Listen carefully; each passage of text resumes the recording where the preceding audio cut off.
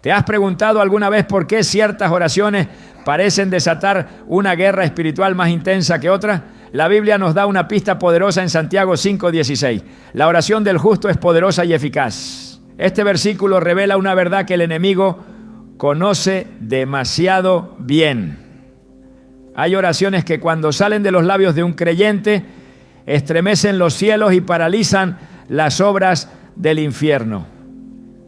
Hoy exploraremos 3 oraciones específicas que Satanás no quiere que hagas porque abren puertas celestiales, rompen cadenas ocultas y activan propósitos divinos que muchos cristianos aún desconocen. ¿Estás listo para entender lo que Dios tiene reservado para ti cuando oras con verdadera autoridad? ¿Alguna vez te has preguntado por qué hay áreas en tu vida espiritual que parecen estancadas? Por más que oras, ayunas o te esfuerzas, hay momentos en los que el alma clama por liberación, pero no encuentra descanso. Como si algo invisible, pero implacable, mantuviera retenido el avance espiritual, emocional o incluso físico. Y aunque muchos buscan soluciones en consejos, fórmulas o métodos, hay una verdad bíblica que el enemigo hará todo lo posible por ocultar. Nada se activa en el reino de Dios hasta que hay una entrega total. Romanos 12. Uno lo declara con contundencia. Así que, hermanos, os ruego por las misericordias de Dios que presentéis vuestros cuerpos en sacrificio vivo, santo, agradable a Dios, que es vuestro culto racional. Esta es la oración que Satanás no quiere que hagas porque es la que destrona tu voluntad y entroniza la de Dios. Rendirse no significa perder, sino reconocer quién realmente tiene el control. Es en el acto de entregar todo donde comienza la verdadera victoria espiritual. Pero esta oración no es superficial, ni consiste en decir con los labios, Señor, hágase tu voluntad, mientras el corazón sigue aferrado a sus propios deseos. Es un clamor profundo que brota de un espíritu quebrantado y dispuesto. Un tipo de entrega que transforma, porque lo deja todo en el altar, incluso lo que más duele. Jesús mismo nos dio ejemplo de esto en el huerto de Getsemaní. Lucas 22:42 nos deja ver su humanidad y su rendición absoluta. Padre, si quieres, pasa de mí esta copa, pero no se haga mi voluntad sino la tuya. Fue esa oración la que dio inicio al cumplimiento del plan de salvación. No fue en la cruz donde se ganó la guerra, fue en Getsemaní cuando Jesús dijo, no se haga mi voluntad. Satanás tiembla cuando un creyente decide dejar de luchar contra la voluntad de Dios, porque en ese momento se rompe su influencia. Mientras haya resistencia interior, hay terreno que él puede ocupar. Puede manipular emociones, sembrar dudas, inflar el ego, alimentar temores. Pero cuando el creyente cae de rodillas y entrega lo más preciado, lo más secreto, lo más temido, el enemigo pierde acceso. Es por eso que esta oración no es popular, porque cuesta, porque confronta, porque exige una muerte interna, pero es la llave que abre todas las demás puertas. Una oración de rendición no pide cosas a Dios, le entrega todo a Dios, y al hacerlo desata lo sobrenatural. Muchas personas oran pidiendo cambios, pero no quieren entregar el control. Claman por dirección, pero no están dispuestas a dejar sus planes. Suplican por paz, pero no quieren soltar sus cargas. Y entonces se preguntan por qué no sienten avance. Es porque Satanás se acomoda donde hay resistencia a Dios. Mientras el yo esté vivo, el trono del corazón está ocupado. Pero cuando se ora con sinceridad, Señor, haz lo que tú quieras, aunque no lo entienda, aunque me duela, aunque me desarme, esa oración hace retroceder al infierno, porque esa es la oración que vacía al hombre y lo llena de Dios. Abraham vivió ese tipo de entrega. Dios le prometió un hijo y cuando finalmente nació Isaac, el hijo de la promesa, Dios se lo pidió de vuelta. Génesis 22 nos narra ese momento estremecedor. Toma ahora a tu hijo, tu único, Isaac, a quien amas, y vete a tierra de Moría y ofrécelo allí en holocausto sobre uno de los montes que yo te diré. ¿Cómo se entiende esto? ¿Cómo se acepta que Dios te pida aquello que Él mismo te entregó? Solo alguien que ha hecho la oración de rendición total puede responder. Abraham no cuestionó, no protestó, no se resistió. Salió temprano, con la leña, con el cuchillo y con el hijo que tanto amaba, porque ya había rendido su corazón mucho antes de subir a aquel monte. Y justo en el momento de la entrega, Dios lo detuvo. ¿Por qué? Porque no quería el sacrificio, quería ver la obediencia. Esa historia nos muestra que muchas veces Dios no quitará nada. Solo quiere asegurarse de que nada ocupe su lugar. La oración de rendición va más allá de palabras. Es una posición del alma, es un estilo de vida, es dejar de pelear con Dios por lo que uno quiere y empezar a desear lo que Él quiere. Satanás teme esta oración porque sabe que una vez que un creyente entrega todo, se vuelve incontrolable para el infierno. Pierde el miedo, pierde la ansiedad, pierde el apego a lo material y comienza a caminar con una paz inexplicable, con una determinación firme y con una confianza que no depende de la circunstancia. La oración de entrega total desarma las estrategias del enemigo, porque quien ya murió a sí mismo no puede ser manipulado con amenaza, ni seducido con mentiras. Muchos creyentes se preguntan por qué sienten que oran y no pasa nada. ¿Por qué sienten que están estancados, que sus palabras no tienen fuerza, que sus luchas internas no cesan? La respuesta puede estar en la falta de esta oración. Porque mientras se ora con reservas, con límites, con condiciones, con agendas propias, el cielo no se abre completamente. Pero cuando se ora con todo el corazón, diciendo, Señor, te entrego mi vida, mis decisiones, mis sueños, mis miedos, mi familia, mi futuro, entonces los cielos responden. Porque esa es una oración que nace del Espíritu y el Espíritu de Dios se mueve donde encuentra espacio. Job fue otro hombre que vivió esta entrega. Lo perdió todo literalmente, hijos, riqueza, salud, amigos. Y aún así su oración no fue de reclamo, sino de rendición. Jehová dio y Jehová quitó. Bendito sea el nombre de Jehová. Job 1:21. ¿Quién puede hablar así en medio del dolor más absoluto? Solo aquel que ha hecho la oración de rendición total. Y aunque su historia parece trágica, fue precisamente esa entrega lo que permitió que Dios lo restaurara y lo bendijera aún más que al principio. Porque lo que se entrega a Dios con confianza siempre vuelve transformado. El enemigo odia esta oración porque lo desarma por completo. Ya no puede jugar con tus emociones porque tu gozo no depende de lo externo. Ya no puede chantajearte con pérdidas porque todo lo has entregado a Dios.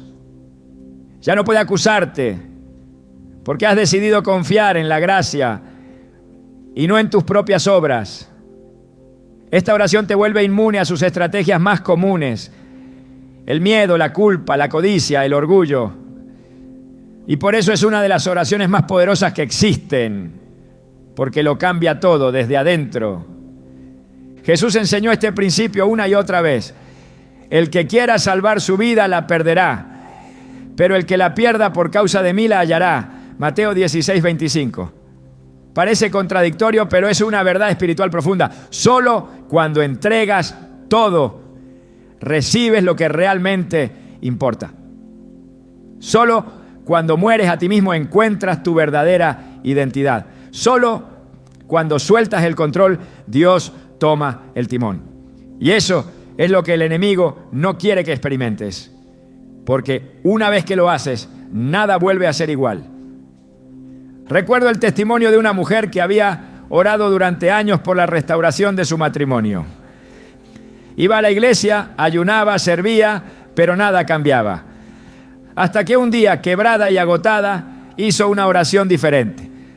Ya no pidió que Dios cambiara a su esposo, oró: Señor, haz lo que tú quieras. Si quieres restaurarlo, hazlo. Si quieres que yo siga sola, también lo acepto. Solo dame paz y úsame para tu gloria.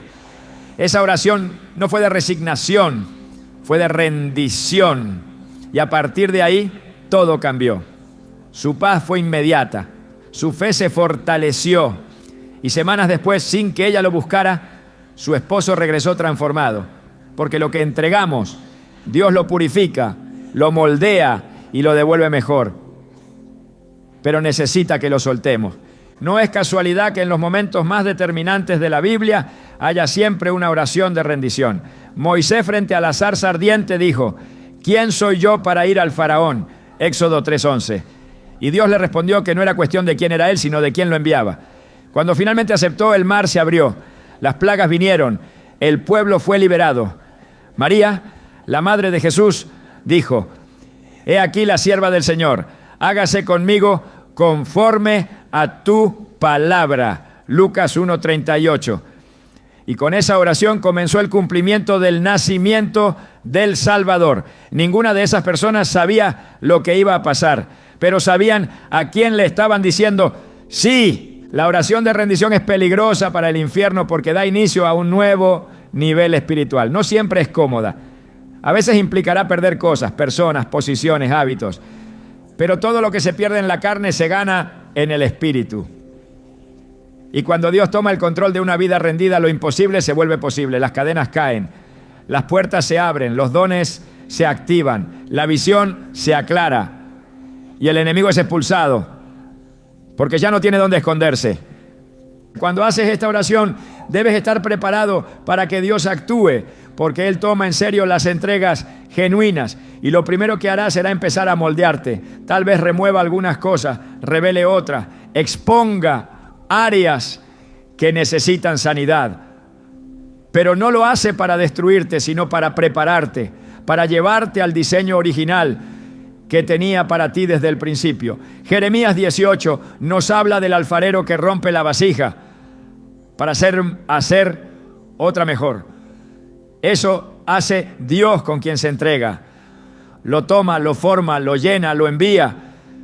Satanás ha trabajado por siglos para que esta oración se pierda. Prefiere oraciones vacías, repetitivas, mecánicas. Le asustan las que nacen del corazón. Y más aún las que implican morir a uno mismo. Pero si hoy decides hacer esta oración, el infierno va a temblar. Porque estarás cruzando una línea espiritual que pocos se atreven a cruzar. Estarás diciendo: no se haga mi voluntad, sino la tuya. Y esa es la declaración más peligrosa contra el reino de las tinieblas. Cuando oramos así, nos convertimos en vasijas útiles, en instrumentos listos para ser usados. Y Dios no desperdicia a nadie que se entrega por completo. Tal vez no veas resultados inmediatos, tal vez el proceso sea doloroso, pero el fruto será eterno, porque toda entrega genuina produce cosecha. Y cuando Dios ve un corazón rendido, Él se acerca, lo abraza y lo transforma. Así comienza el verdadero viaje espiritual. No con gritos, no con emociones, no con exigencias, sino con una simple pero poderosa oración. Señor, aquí estoy, haz tu voluntad en mí. Hay una oración que pocos se atreven a hacer porque remueve los cimientos del alma. Es la oración que no pide, sino que implora ver la verdad tal como Dios la ve. No busca consuelo inmediato ni bendición aparente, sino revelación profunda. Y no una revelación superficial, sino una que expone lo que ha estado escondido por años, lo que ha sido cuidadosamente disimulado bajo hábitos, excusas o justificaciones espirituales. Es esa súplica directa al cielo que clama: muéstrame lo que el enemigo ha logrado esconder en mi vida. Esta oración desbarata los planes de las tinieblas porque invita a la luz de Dios a entrar con fuerza, sin filtros ni barreras. Efesios 5:13 dice: Pero todas las cosas, cuando son expuestas por la luz, se hacen visibles, porque la luz es lo que manifiesta todo. Y ahí está el secreto. Lo que permanece oculto sigue siendo territorio del enemigo. Mientras no es traído a la luz, sigue operando en lo invisible, contaminando emociones, decisiones y relaciones sin ser detectado. Pero cuando el creyente se atreve a orar con un corazón sincero, Señor, muéstrame toda obra oculta, toda mentira, todo lazo que el enemigo ha establecido en mi mente o en mi entorno. Entonces se activa un proceso que transforma, aunque al principio incomode. La verdad no siempre llega con suavidad. A veces es como una espada, como una luz intensa que deslumbra y confronta. Hebreos 4:12 declara que la palabra de Dios es viva y eficaz, más cortante que toda espada de dos filos, y penetra hasta lo más profundo del ser, discerniendo los pensamientos y las intenciones del corazón. Esa es la naturaleza de la revelación divina. No adorna, no disimula, no maquilla. Llega para arrancar de raíz lo que ha estado contaminando desde dentro. Y por eso Satanás teme tanto esta oración, porque sabe que cuando la verdad se manifiesta, sus trampas pierden fuerza, sus cadenas se rompen y sus argumentos quedan expuestos como mentiras frágiles ante la santidad de Dios. En los tiempos bíblicos, cada vez que el pueblo de Israel oraba pidiendo discernimiento y dirección, Dios respondía no solo mostrando el camino, sino también revelando el pecado escondido. En Josué 7, tras la derrota de Israel ante un enemigo menor, Dios no les habló de estrategia militar, sino que les mostró el pecado de Acán, quien había escondido cosas prohibidas. Mientras ese pecado estuvo oculto, todo el campamento estaba bajo maldición. Pero una vez revelado y confrontado, la victoria regresó. Esta historia no es solo una advertencia, es una lección espiritual. Lo que no se revela, contamina. Lo que se oculta, limita el fluir de Dios. Y lo que se tolera en la oscuridad, acaba creciendo y debilitando toda la estructura espiritual. Satanás prospera en el silencio, en la falta de revisión interior, en la pereza espiritual que evita examinar los pensamientos más profundos. Por eso esta oración representa una amenaza directa a su dominio. Porque cuando un creyente pide ver más allá de lo evidente, empieza a recuperar territorios que antes eran inaccesibles. Comienza a discernir las motivaciones detrás de sus acciones, los orígenes de sus temores, las raíces de su ansiedad o su orgullo. Y es ahí cuando el Espíritu Santo comienza a hacer su obra de purificación. La Escritura nos muestra que incluso hombres de Dios que caminaron en santidad podían, sin darse cuenta, albergar actitudes o intenciones incorrectas que solo la luz divina podía señalar. El salmista David, sabiendo esto, oraba con valentía: examíname, oh Dios, y conoce mi corazón. Pruébame y conoce mis pensamientos, y ve si hay en mí camino de perversidad, y guíame en el camino eterno. Salmo 139, 23 a 24. Esta no es una oración que se hace con ligereza. Es un grito del alma que desea ser purificada en su totalidad, sin reservas, sin rincones oscuros. Es una rendición absoluta al juicio de Dios, no para condenación, sino para corrección.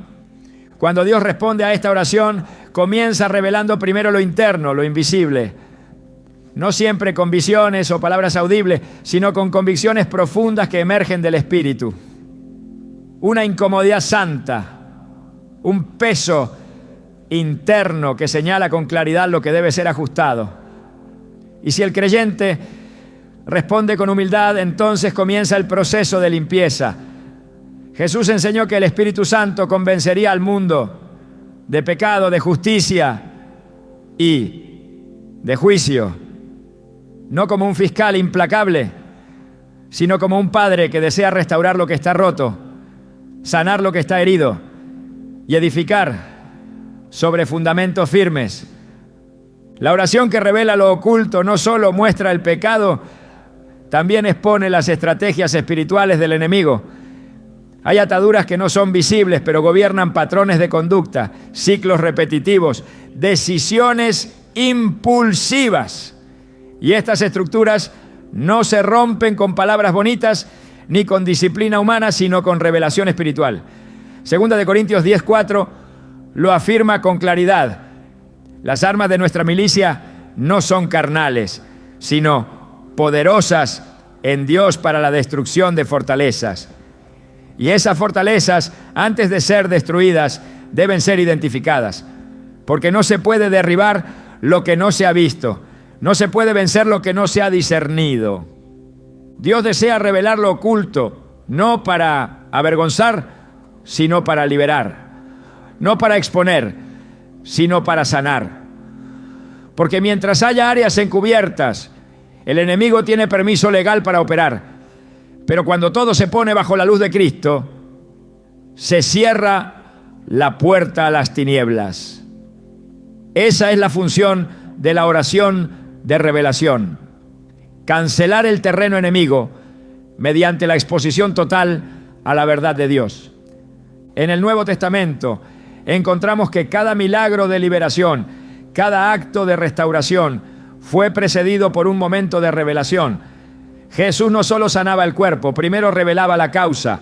A los fariseos les decía: este pueblo de labios me honra, pero su corazón está lejos de mí. Mateo 15:8. A sus discípulos les advertía del peligro de levadura de los fariseos, símbolo de hipocresía y engaño. Todo el ministerio de Cristo fue una confrontación directa con lo oculto, con lo que se escondía bajo capas de religiosidad. Y esa confrontación comenzaba con una revelación que muchas veces incomodaba, pero que siempre apuntaba a la libertad. El enemigo quiere mantener al creyente distraído con lo externo, concentrado en problemas visibles, mientras lo interno se desmorona sin que lo note. Por eso esta oración es tan peligrosa para sus planes, porque obliga al alma a detenerse, a examinarse, a dejar de culpar al entorno y a comenzar a mirar dentro. Es ahí donde la batalla real se gana, no en el ruido de las emociones, sino en la quietud donde el Espíritu revela la verdad. Juan 8:32 nos da la clave. Y conoceréis la verdad, y la verdad os hará libres. No cualquier verdad, la verdad revelada por Dios, la que penetra más allá de las apariencias, la que incomoda para luego restaurar. Esta oración requiere valentía, porque quien la hace debe estar dispuesto a renunciar a las ilusiones que ha construido. Debe dejar que Dios muestre lo que hay detrás de las palabras, detrás de las decisiones, detrás de los silencios. No es una oración para quienes quieren seguir igual. Es para quienes desean ser transformados a profundidad. Y la transformación verdadera comienza cuando se quitan los velos, cuando se rompen los disfraces, cuando se pide con sinceridad: Señor, muéstrame lo que yo no veo. A lo largo de las Escrituras, Dios honró a quienes buscaban esta revelación. Salomón pidió sabiduría, pero en su petición estaba implícita una oración de discernimiento, de visión clara, de entendimiento profundo. Y Dios le respondió con más de lo que pidió, porque un corazón que desea ver con los ojos de Dios siempre recibirá respuesta.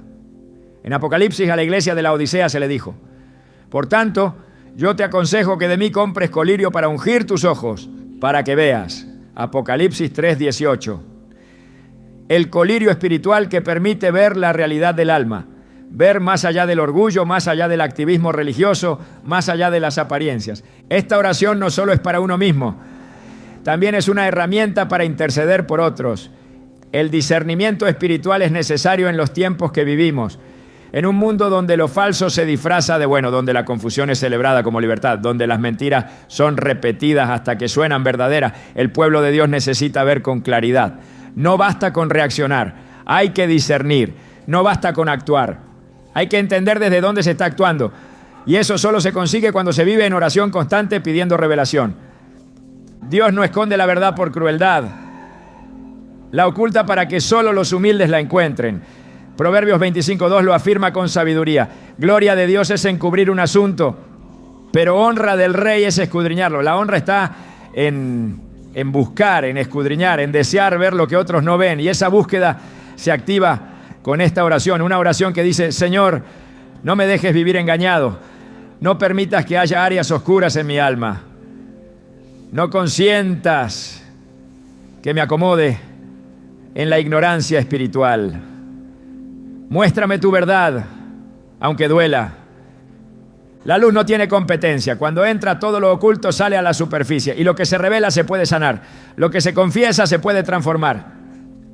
Lo que se pone en las manos de Dios se puede redimir. Por eso esta oración es un arma, no visible, no ruidosa, pero temida en el infierno, porque es la que desarma las trampas más antiguas, las cadenas más profundas, las mentiras más sofisticadas. Satanás preferiría que nunca hicieras esta oración, porque mientras vivas sin revelación puedes vivir con apariencia de fe, pero sin poder. Puedes servir, cantar, predicar incluso, pero con áreas ocultas que él seguirá usando como puntos de acceso. Pero cuando oras para que todo sea revelado, se cierra el ciclo de manipulación espiritual y comienza la vida plena en la luz de Dios. Esta es la oración que abre los ojos del alma, que limpia los oídos del espíritu, que agudiza la percepción interior. Es la oración que desata discernimiento, sabiduría y entendimiento. Y aunque al principio puede incomodar, al final produce libertad. Porque donde está el Espíritu del Señor, allí hay libertad. Y el Espíritu se mueve con poder donde hay verdad. La autoridad espiritual no es un concepto simbólico ni una idea abstracta. Es una realidad contundente que define el impacto de la vida de un creyente en el mundo invisible. Desde el principio, Dios otorgó al ser humano dominio sobre la creación, y aunque ese dominio fue corrompido por el pecado, Jesucristo vino a restaurar lo que se había perdido. En Lucas 10:19 el Señor declara con firmeza: He aquí os doy potestad de hollar serpientes y escorpiones, y sobre toda fuerza del enemigo, y nada os dañará. Esta declaración no es opcional ni simbólica. Es un decreto espiritual que activa la autoridad sobre las tinieblas. Y es precisamente por eso que Satanás hará todo lo posible para impedir que el creyente ore con esa convicción. El enemigo no teme a las palabras vacías ni a los discursos repetitivos. Lo que realmente le aterra es una oración nacida desde la comprensión profunda de la identidad espiritual. Cuando un hijo de Dios ora desde su posición en Cristo, no como súbdito ni como víctima, sino como embajador del reino, el mundo espiritual se sacude. Efesios 2:6 dice que Dios nos resucitó juntamente con Cristo y nos hizo sentar con Él en los lugares celestiales. Esa es la posición desde la cual se debe orar. No desde la derrota, no desde el temor, no desde la desesperación, sino desde la autoridad que ha sido dada por medio del sacrificio de Jesús. Esta oración no se construye desde la emoción, sino desde la revelación. Es una declaración consciente, fundamentada en la palabra, respaldada por la sangre del Cordero y guiada por el Espíritu. No se trata de imponer la propia voluntad, sino de ejecutar la voluntad de Dios en la tierra tal como se hace en el cielo. Jesús enseñó a orar diciendo: venga tu reino, hágase tu voluntad como en el cielo, así también en la tierra. Mateo 6:10. Esta no es una frase poética, es una proclamación estratégica. Donde el reino se establece, el enemigo retrocede. Donde la voluntad de Dios es impuesta, las obras de las tinieblas se disuelven. Y eso sucede cuando alguien con autoridad ora en el nombre que está sobre todo nombre. Los discípulos no eran hombres poderosos en lo natural, Eran pescadores, cobradores de impuestos, hombres comunes. Pero cuando Jesús los envió, les impartió autoridad para sanar enfermos, expulsar demonios y predicar el reino. No por mérito propio, sino por el poder delegado. En Marcos 6:7 se afirma que los envió de dos en dos, dándoles autoridad sobre los espíritus inmundos. La autoridad espiritual no depende de lo que uno ha hecho, sino de quién lo ha enviado. No se trata de experiencia religiosa, sino de identidad redimida. El problema es que muchos oran sin saber quiénes son en Cristo, y por eso sus palabras carecen de impacto. Satanás no responde a gritos, sino a convicción. Una oración que reclama autoridad espiritual comienza desde una postura clara. No se ruega como mendigos, se declara como hijos. No se actúa con duda, se avanza con firmeza. En Hechos 3, Pedro y Juan se encontraron con un hombre cojo a la puerta del templo. No tenían oro ni plata, pero tenían algo superior. Pedro le dijo: no tengo plata ni oro, pero lo que tengo te doy. En el nombre de Jesucristo de Nazaret, levántate y anda. Ese hombre no fue sanado por una fórmula mágica, sino por una declaración cargada de autoridad. El nombre de Jesús no es una expresión mística, es una investidura espiritual. Quien ora desde esa realidad mueve lo invisible. Satanás sabe que la autoridad espiritual no se puede falsificar. Lo intentaron los hijos de Seba en Hechos 19, usando el nombre de Jesús sin tener comunión con él. El espíritu maligno les respondió: a Jesús conozco y sé quién es Pablo, pero vosotros, ¿quiénes sois? Y los atacó con violencia. Este pasaje demuestra que la autoridad no es un acto externo, sino una condición interna. No basta con usar el nombre de Cristo como si fuera una palabra mágica. Hay que estar alineado con ese nombre. Hay que vivir bajo su señorío, caminar en obediencia y permanecer en comunión. Cuando eso sucede, la oración se vuelve una espada, no un susurro. El creyente que entiende su posición espiritual comienza a orar de manera diferente. Ya no se lamenta, ordena, ya no implora como si no tuviera acceso. Habla como quien ha sido aceptado en el amado. Hebreos 4:16 dice: acerquémonos, pues, confiadamente al trono de la gracia, para alcanzar misericordia y hallar gracia para el oportuno socorro. Esa confianza no es arrogancia, es el fruto de la redención. El enemigo odia esa confianza porque sabe que de ella se desprende una oración que no se detiene ante las circunstancias, sino que transforma las atmósferas. El mundo espiritual responde a la voz de quien se sabe autorizado por Dios. En Apocalipsis 12:11 se revela una clave: y ellos le han vencido por medio de la sangre del Cordero y de la palabra del testimonio de ellos. La victoria no se alcanza solo por el sacrificio de Cristo, sino también por la proclamación activa de ese sacrificio en la vida diaria. Es decir, la oración de autoridad no se limita a pedir protección. Se levanta para declarar la victoria ya ganada. Es una oración que pone límites al enemigo, que le recuerda que fue vencido, que ya no tiene derechos legales sobre la vida de los redimidos. El reino de Dios no avanza con diplomacia, sino con violencia espiritual. Jesús lo dijo en Mateo 11:12. Desde los días de Juan el Bautista hasta ahora, el reino de los cielos sufre violencia y los violentos lo arrebatan. Esta violencia no es carnal, es espiritual. Es la pasión por establecer el orden de Dios en medio del caos. Es el fuego interno que no permite pasividad cuando se ve al enemigo oprimiendo, destruyendo o mintiendo. Esa violencia santa se expresa en oración. No una oración vacía, sino una oración cargada de autoridad, dirigida con propósito, lanzada como una flecha que no regresa sin cumplir su objetivo. Cuando se ora con autoridad se activa una dimensión distinta. Se rompen maldiciones generacionales. Se deshacen pactos ocultos. Se cierran puertas abiertas por ignorancia o por pecado. Se desarraigan pensamientos impuestos por la cultura del mundo. Romanos 12:2 nos exhorta a no conformarnos a este siglo, sino a ser transformados por medio de la renovación del entendimiento.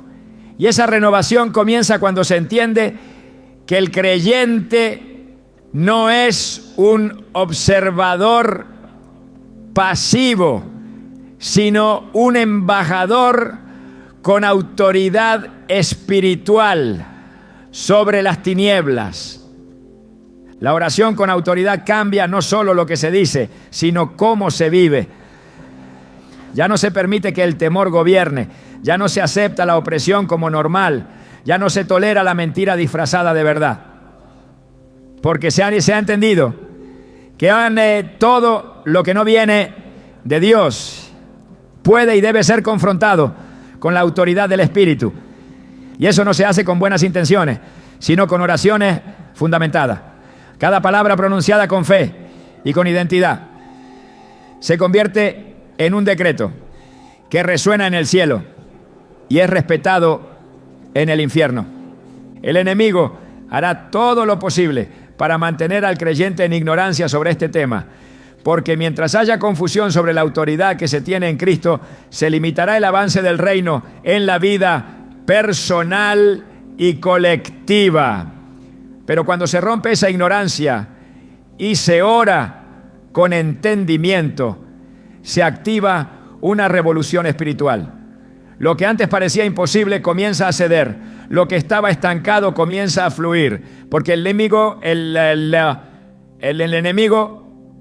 ya no puede operar en un territorio donde se ha establecido el gobierno de Dios.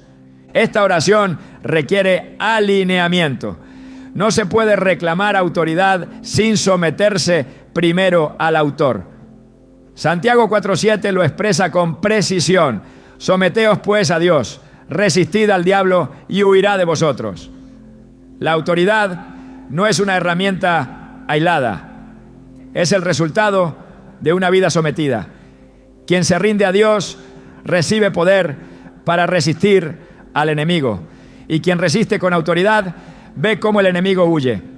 No porque el creyente sea fuerte, sino porque está respaldado por el Todopoderoso. La iglesia fue llamada a operar en autoridad, no en religiosidad. Fue comisionada para ser sal y luz, no espectadores pasivos. Mateo 28, 18 a 19 deja claro que toda autoridad fue dada a Cristo y Él la delegó a sus discípulos para hacer discípulos, para bautizar, para enseñar, para establecer su reino. Esa delegación no terminó en los apóstoles, sigue vigente y se activa cada vez que un creyente ora con esa conciencia, cada vez que se declara la palabra con fe, cada vez que se confronta al enemigo con la verdad, cada vez que se habla en el nombre de Jesús desde una vida rendida a su señorío. Esta es la oración que cambia atmósferas, que establece límites espirituales, que define el rumbo de hogares, ministerios y generaciones.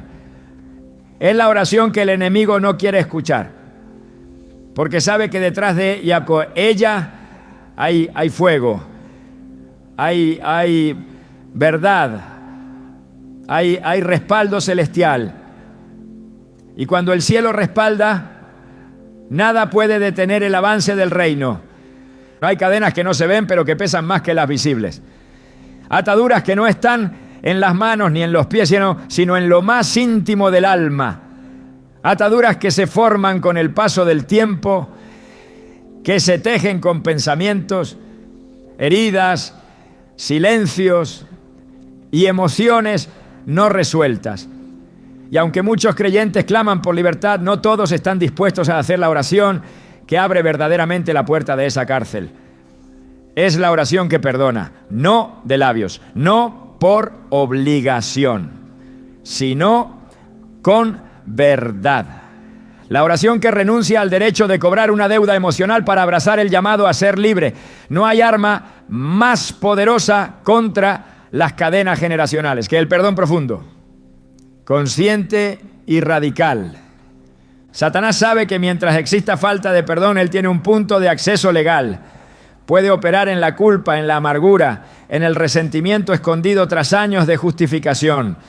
Puede disfrazar su obra bajo aparente estabilidad emocional, pero tarde o temprano se manifestará en la forma de ciclos que se repiten, relaciones que se rompen, heridas que no sanan, decisiones impulsadas por dolor no tratado. Por eso esta oración es una amenaza para su estrategia. Porque cuando un creyente decide perdonar desde el espíritu, no desde la mente, está rompiendo con una línea de opresión que muchas veces viene desde generaciones anteriores. Jesús no presentó el perdón como una opción, lo colocó en el centro del mensaje del reino. En Marcos 11:25 dijo: y cuando estéis orando, perdonad si tenéis algo contra alguno, para que también vuestro Padre que está en los cielos os perdone a vosotros vuestras ofensas. No se trata de una acción secundaria. El perdón es una llave espiritual que habilita el fluir de la gracia.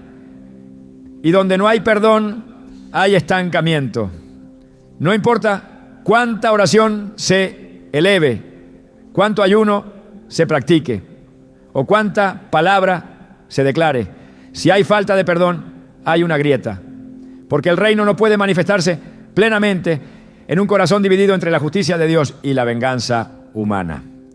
Uno de los momentos más determinantes en la cruz fue cuando Jesús, en medio del sufrimiento, pronunció: Padre, perdónalos porque no saben lo que hacen. Lucas 23:34.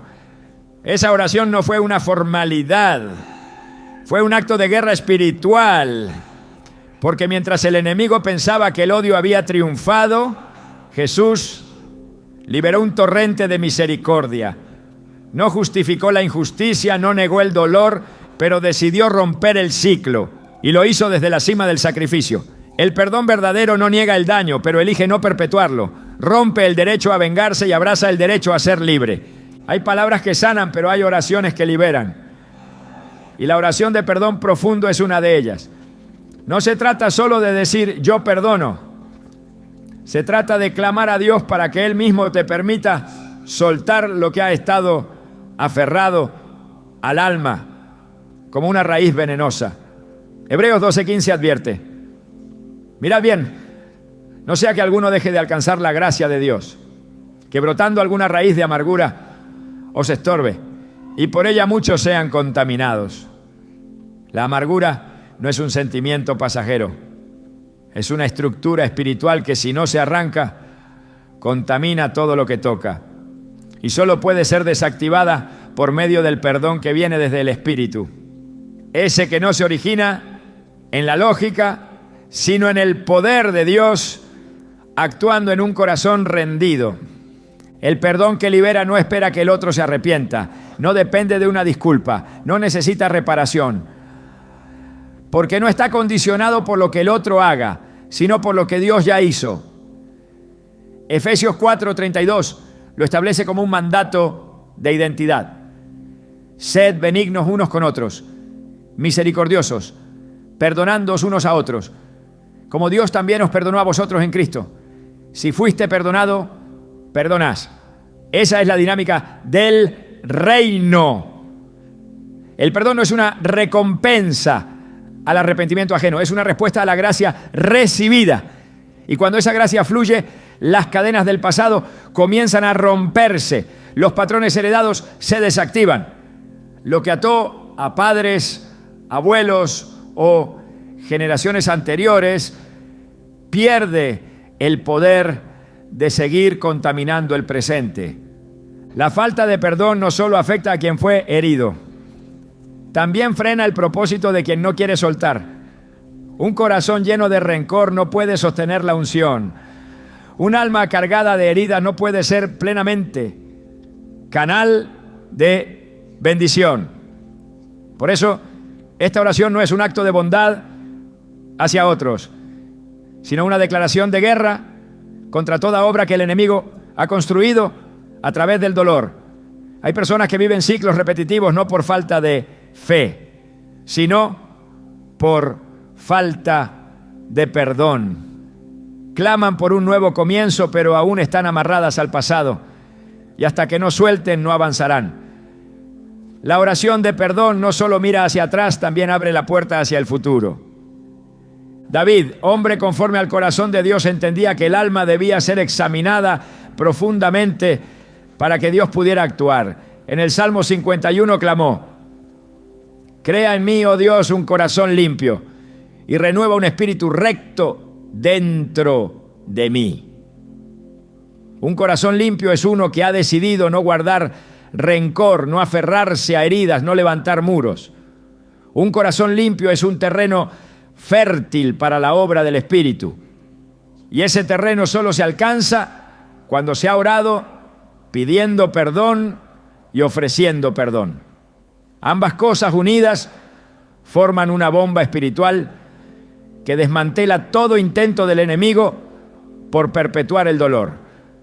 Satanás sabe que el perdón sincero rompe pactos invisibles que se hacen con el sufrimiento, acuerdos inconscientes que se establecen desde el momento en que alguien dice: nunca más confiaré, nunca lo olvidaré, nunca lo perdonaré.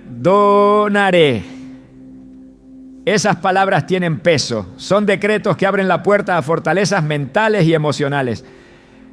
Pero cuando se ora desde la rendición diciendo: Señor, quiero perdonar aunque no sepa cómo, quiero soltar aunque aún duela, quiero ser libre aunque mi carne quiera justicia, entonces el cielo responde con poder. No es una oración natural, es una oración espiritual, no es un acto emocional, es una decisión espiritual sostenida por la gracia.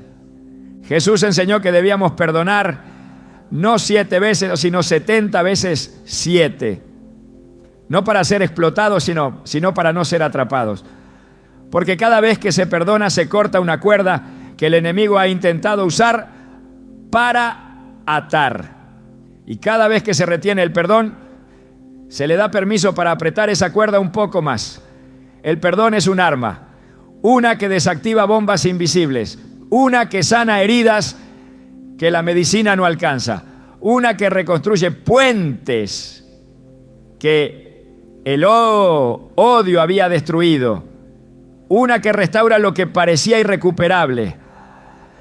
Esta oración no se limita al pasado, también impacta el presente, porque muchas veces el perdón que falta no es hacia otros, sino hacia uno mismo. Hay quienes caminan bajo la carga de decisiones erradas, de errores cometidos, de caminos torcidos. Y aunque Dios ya ha perdonado, ellos aún se mantienen en juicio. Pero no hay libertad donde hay condenación. Romanos 8:1 declara: ahora pues, ninguna condenación hay para los que están en Cristo Jesús. Ninguna. No porque no hubo culpa, sino porque hubo redención.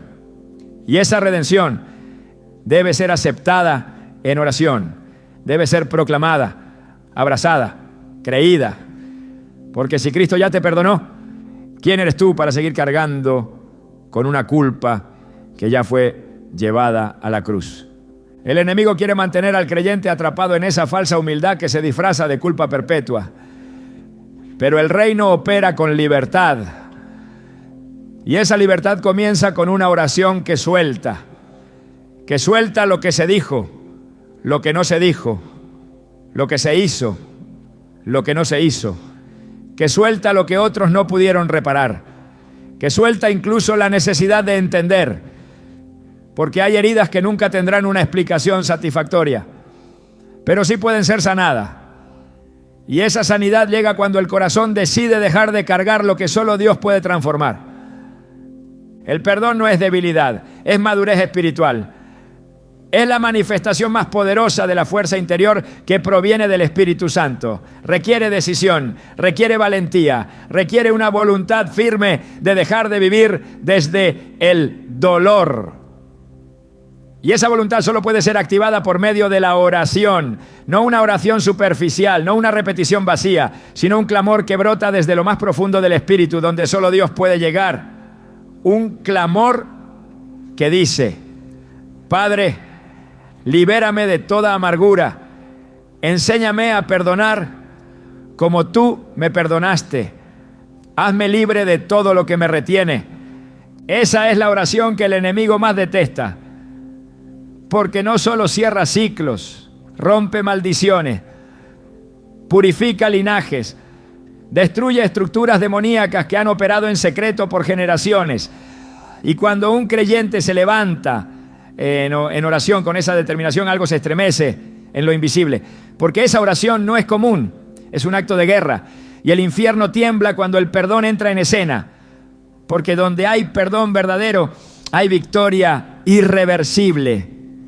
Hay oraciones que requieren valor, pero hay una que no solo demanda valentía, sino abandono absoluto. La oración que dice: Señor, úsame como tú quieras, no como yo prefiero, no según mis planes, no bajo mis condiciones.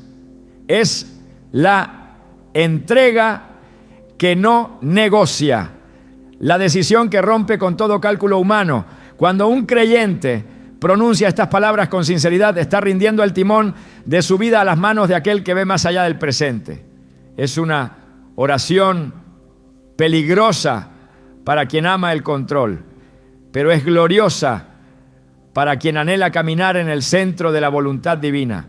Dios no llama a los capacitados, capacita a los que están dispuestos. Y la disposición no se prueba en el discurso, sino en el altar. Es fácil pedir dirección. Lo difícil es entregar completamente el destino. Es fácil pedir propósito.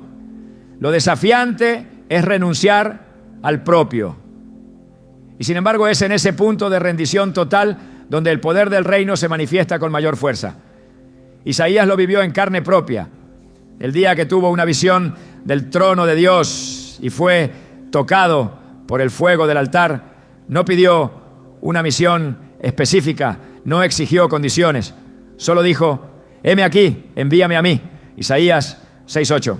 Esa frase no era retórica, era una declaración de muerte al ego y vida al propósito.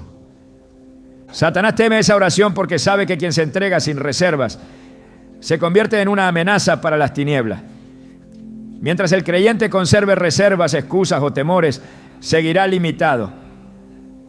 Pero cuando decide ser usado por Dios sin poner límites, sin exigir garantías, sin establecer zonas seguras, entonces se transforma en instrumento poderoso, porque lo que está en las manos de Dios, Él lo multiplica, lo dirige y lo respalda.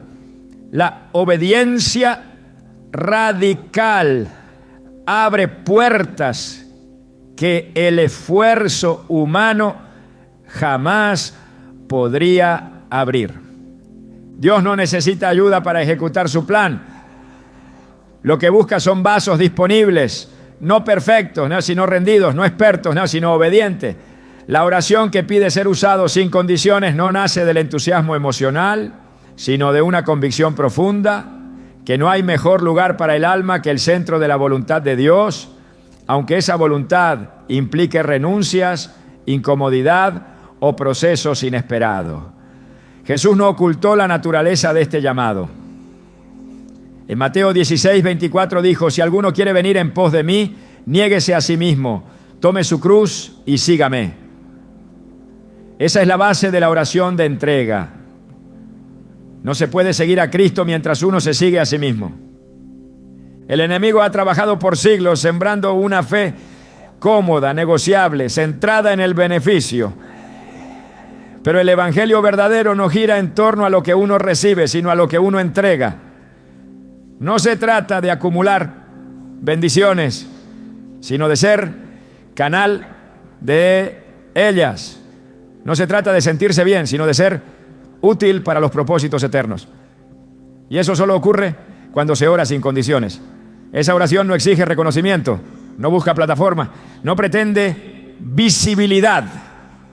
Busca ser útil donde Dios lo determine, como Él lo determine, y cuando Él lo determine. Cuando María fue visitada por el ángel y recibió el anuncio de que concebiría al Salvador, su respuesta fue inmediata y clara. He aquí la sierva del Señor, hágase conmigo conforme a tu palabra. Lucas 1:38. No pidió explicaciones, no preguntó por las consecuencias.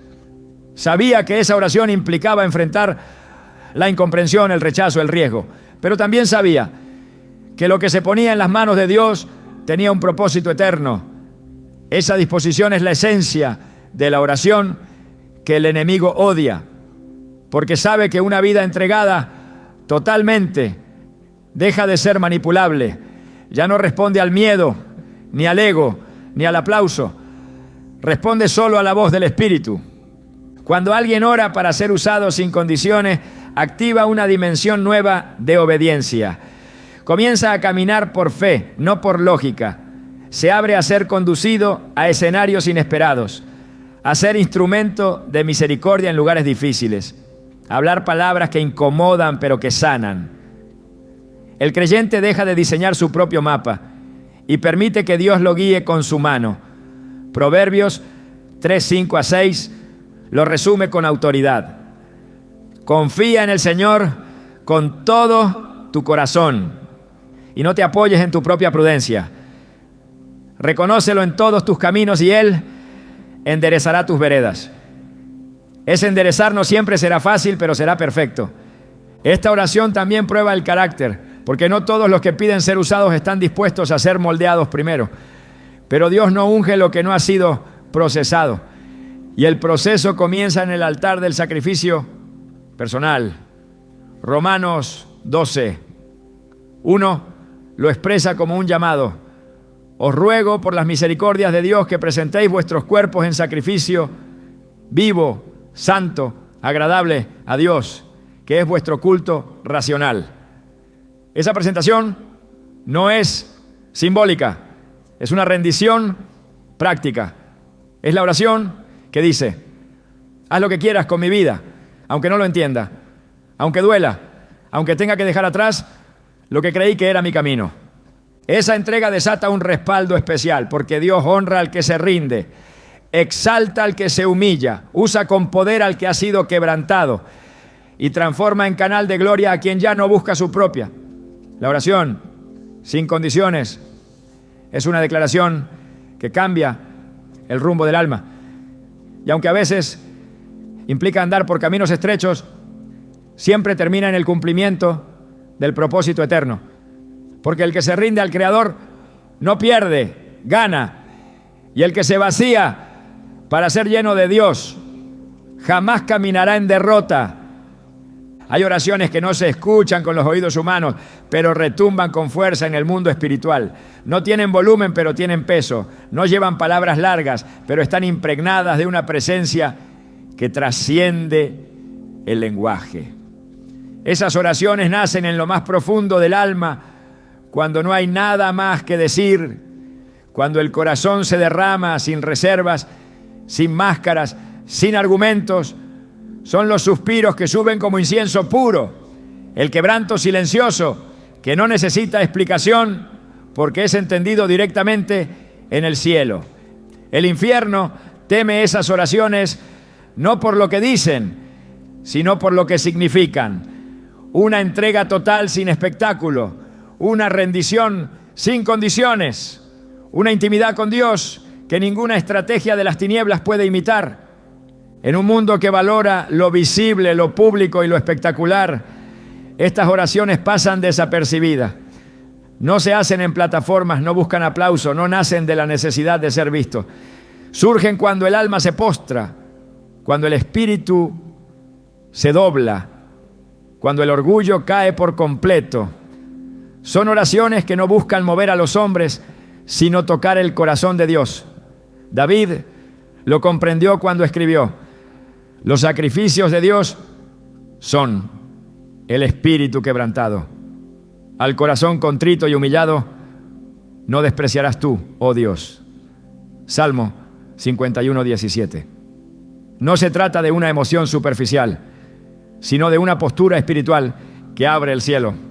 Cuando el alma se quiebra delante de Dios, se desarma todo argumento que el enemigo ha querido levantar.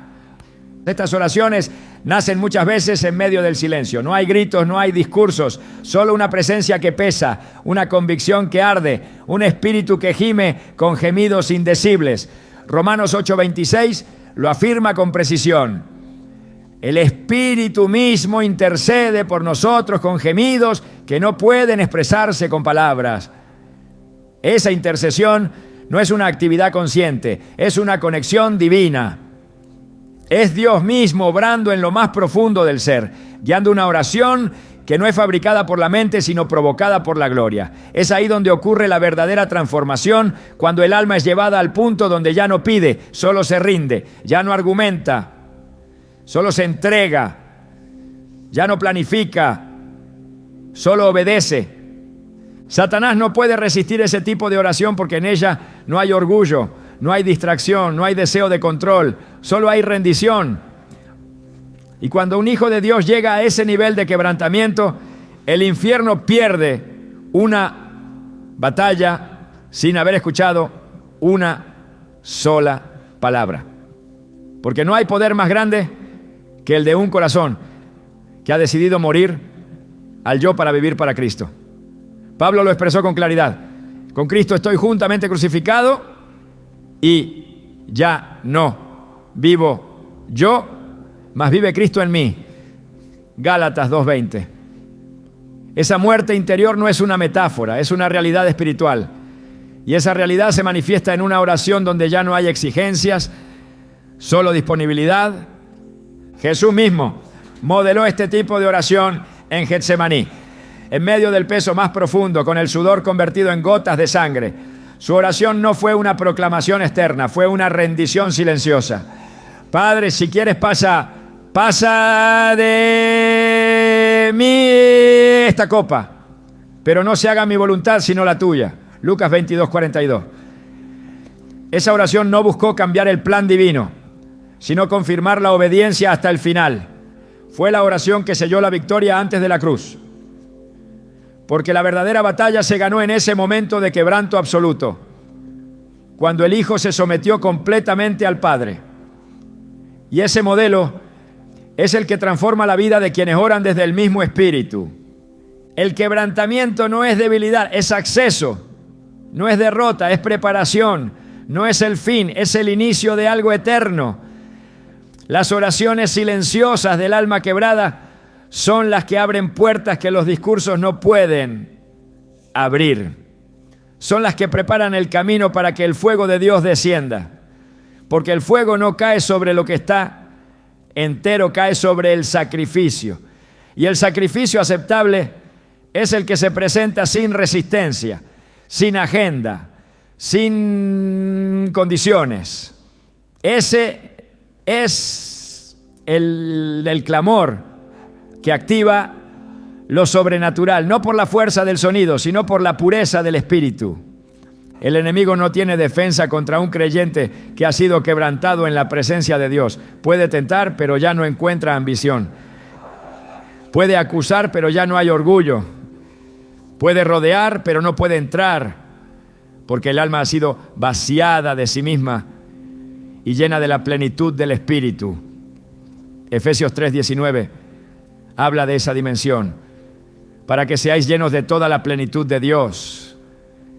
Y esa plenitud no se recibe con estrategias humanas, se recibe en el altar del quebrantamiento, en ese lugar donde no hay espectáculo, pero sí gloria, donde no hay ruido, pero sí autoridad, donde no hay figuras, pero sí unción verdadera.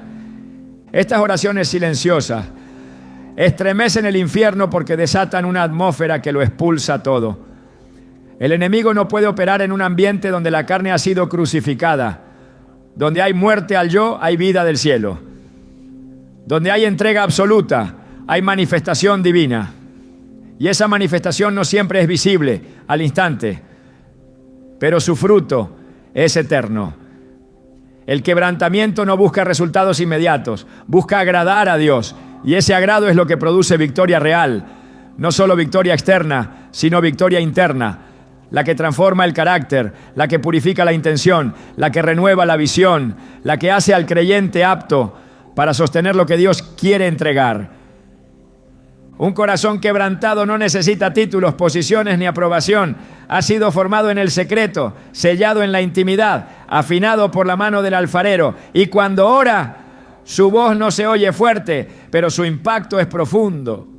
El quebranto produce una comunión con Dios que no se consigue con estudio, ni con práctica, ni con método. Se alcanza solo cuando uno se rinde completamente. Y esa rendición produce una fragancia que sube como olor grato ante el trono del Altísimo. Como en los días del templo, cuando el incienso era quemado en lo secreto, así sube la oración de quien ha sido reducido a nada para que Dios sea todo. No hay nada más poderoso que un alma que ha sido llevada al punto donde ya no lucha contra Dios. Esa alma puede caminar entre la oscuridad sin ser tocada, porque está llena de luz. Puede atravesar el valle sin perder su fe, porque ha sido anclada en lo eterno. Puede ser usada por Dios sin estorbo, porque ha dejado de buscar su propia gloria. Esa es la oración que estremece al infierno, la que no se oye, pero transforma, la que no se repite, pero permanece, la que no se impone, pero vence, la que no necesita palabras, porque el Espíritu habla por sí solo. Hay algo que el enemigo no puede anticipar: un creyente que decide orar conforme al corazón de Dios y no conforme a las circunstancias, porque mientras el infierno organiza sus ataques con base en debilidades visibles, el cielo responde a quienes se mueven en lo invisible. Y es en la oración donde esa dimensión se activa. No en las palabras que se dicen con prisa, sino en las que se levantan con propósito, en las que nacen de un corazón que ha sido alineado a la voluntad eterna. Cada una de estas oraciones tiene un efecto más profundo del que muchas veces imaginamos. No solo cambian lo que sucede fuera, transforman lo que ocurre dentro. Y ese cambio es la amenaza más grande para el reino de las tinieblas. Porque un creyente que sabe orar según el diseño divino ya no necesita que las circunstancias sean favorables para avanzar. Ya no depende de señales externas para obedecer. Ya no espera confirmaciones humanas para actuar en fe. Comienza a moverse con la certeza de que el cielo escucha, responde, abre y guía. Satanás no teme tanto a los que oran mucho, sino a los que oran bien. A los que oran con entendimiento, con profundidad, con identidad. A los que oran sabiendo que lo que hacen en lo secreto está derribando fortalezas en lo espiritual. Este es el tiempo de orar como Dios espera, no como el enemigo permite. De dejar atrás los rezos repetidos sin dirección y entrar en el tipo de oración que estremece lo invisible. Porque cuando oras con poder, no solo resistes al enemigo, lo obligas a retroceder.